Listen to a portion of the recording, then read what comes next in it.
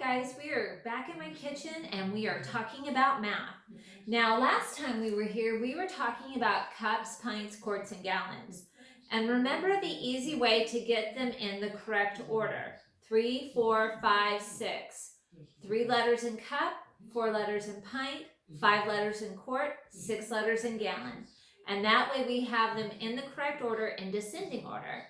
Now, remind me, how many cups do we have in a pint? That's right, 2 cups to a pint. How many pints in a quart? Absolutely, 2 pints to a quart. How many quarts in a half gallon? Right, there's 2 quarts in a half gallon. But then how many quarts in a full gallon? 4 quarts in a full gallon. Absolutely.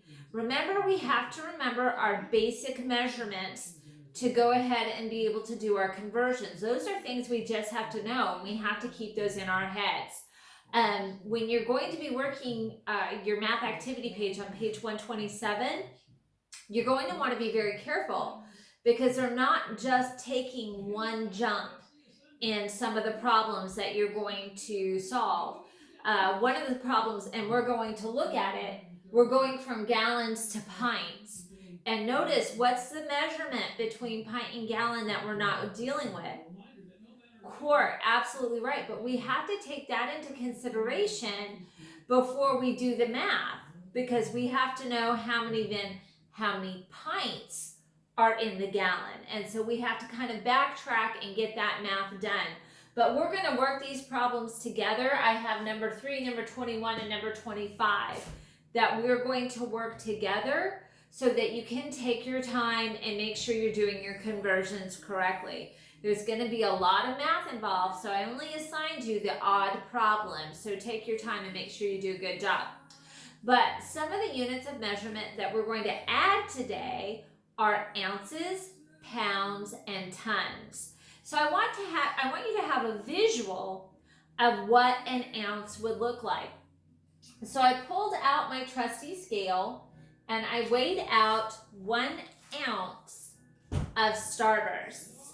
So I want you guys to think in your head, how many Starbursts does it take to make an ounce? So you think about that. I'm going to just let you think that through for just a second. How many Starbursts am I going to pull up to make 1 ounce? Have you guys got it? Write it down.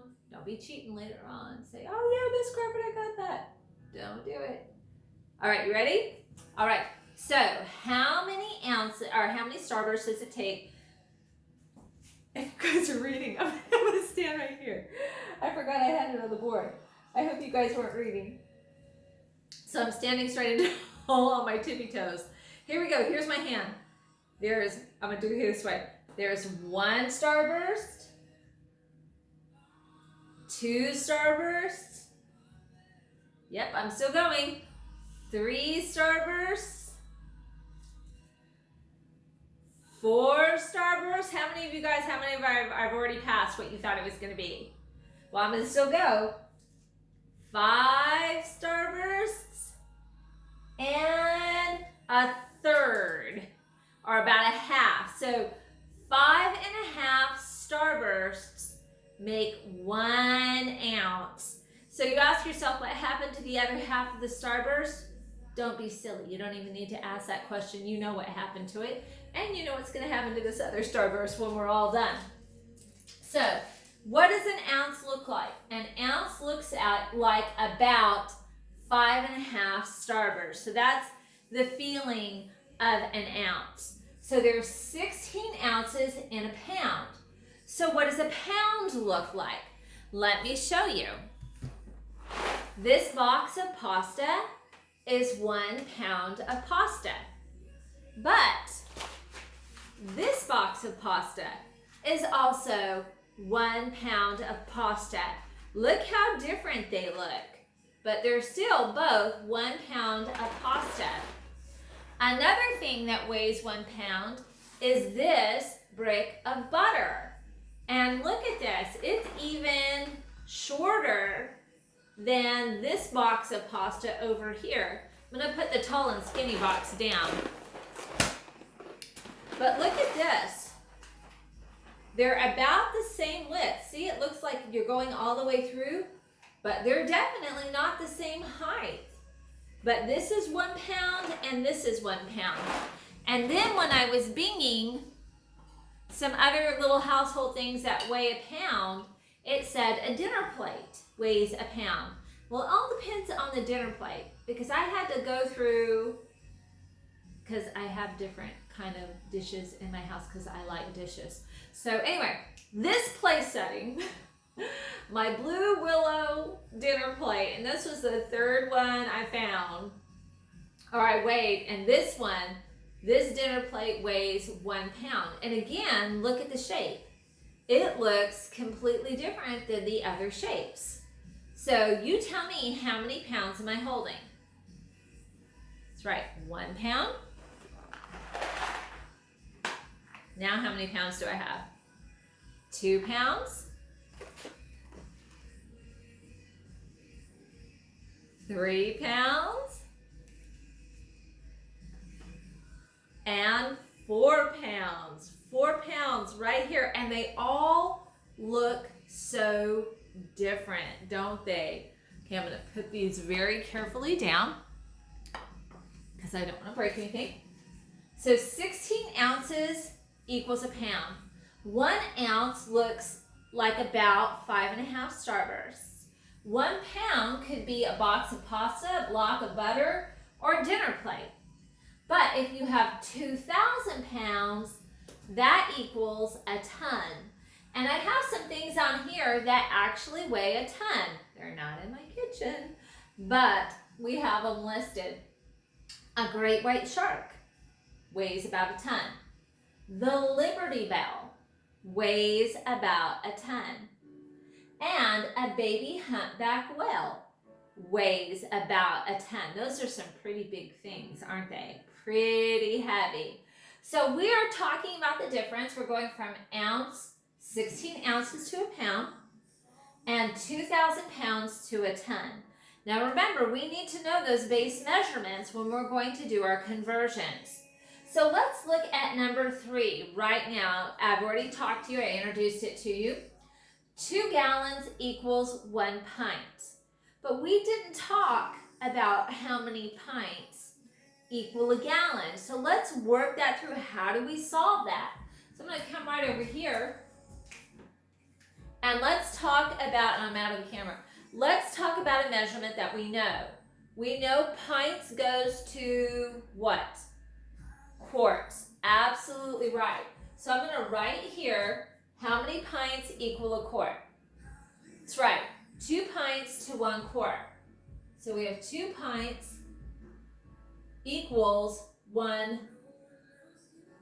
There we go, pretty T. 2 pints equal 1 quart. But how many quarts are there in a gallon? There are 4 quarts to a gallon. So for every quart, we have to have 2 pints. So we could say 1 quart, 2 quarts, 3 quarts, 4 quarts. We could do that, or we could just do the math. If there are 2 pints to 1 quart, if we have 4 quarts,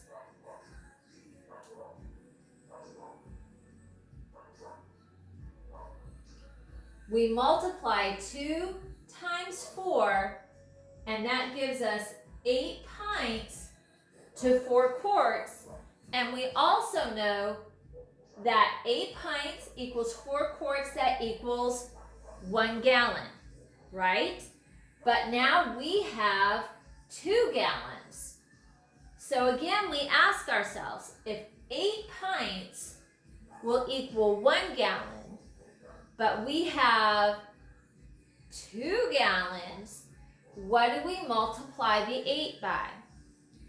8 times 2 will equal 16 pints. Notice we had to get that conversion down. We had to go from pints to quart and find out how many pints are in 4 quarts, which also equals the gallon. We had to go from pint to quart to gallon to work that out. So remember, there's going to be some type of moving down with some of these problems that you're going to do. Now remember also, we're going from a larger measurement to a smaller measurement. So what did we do? We multiplied. Absolutely right. Now we're going from a smaller measurement to a larger measurement. We have 638 ounces, and that equals how many cups? So have to ask yourself, how many ounces are in a cup? Do you remember that? I'm going to pull out my cup right here, see if you remember. How many ounces are in 1 cup? If you're saying 8 ounces, you're absolutely right. So let's go ahead, and because we're going from smaller to larger, do we multiply or do we divide? We divide, absolutely. So 600, oops, I'm going to squeeze that 3 in there. 638 divided by 8, because there are 8 ounces in a cup. Those are base measurements. We have to have that memorized. So 8, can 8 go into 6? If I have 6 Starbursts, can you take 8 Starbursts from me? You absolutely cannot. So we're looking at how many times does 8 go into 63. Now if you're doing your mental math in your head, you know 8 times 8 is 64. But that's a little bit too much, so we have to bring it down 1. So we'll bring it down, not 8 times 8, but 8 times 7. 7 times 8 equals 56. 3 minus 6, you can't do it, so we borrow. 13 minus 6 equals 7. 7 is less than 8, so we can go on.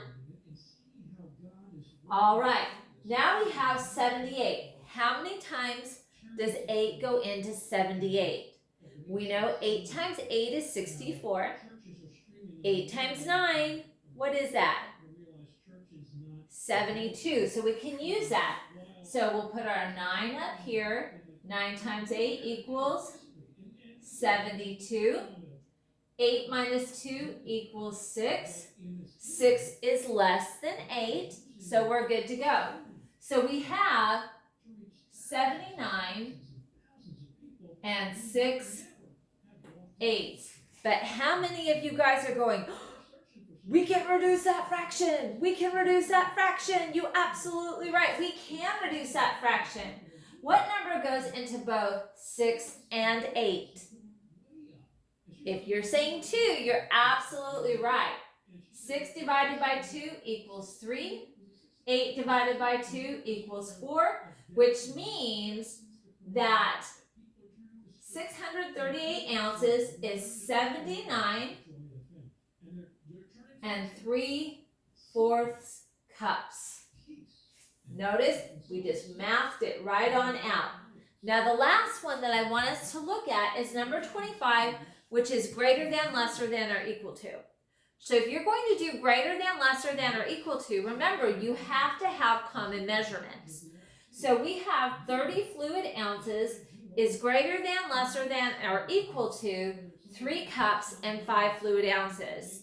So we need to either change the 30 fluid ounces to cups and ounces, or we need to change our cups and ounces to 30 fluid ounces. Either way, so we're looking at the same measurement so that we can say for certainty, this is what it is.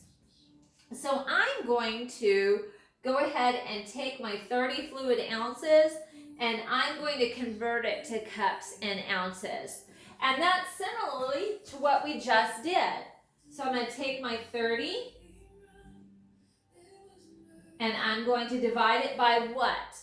Because how many ounces are in a cup? How many ounces are in a cup? 8. Absolutely right. So how many times does 8 go into 30? We know 8 times 4 equals 32, but that's too high. So 8 times 3 equals what? 24. Absolutely. So we have 0 minus 4, we can't do that. So we change that. 10 minus 4 is 6. Now remember, we're not wanting to write a fraction here. This only wanted cups. Now we're doing cups and ounces. So we have 3 cups, and what's our leftover? 6. We have 3 cups, 6 ounces. Now we're looking at the absolutely same thing. We have 3 cups, 6 ounces, and 3 cups, 5 ounces. So which one was bigger? Absolutely, the 30 fluid ounces. So when your parents take that picture and they send that to me, I better not just see a greater than, lesser than, or equal to. I want to see where you've converted it so that you can prove that answer. Show me the math.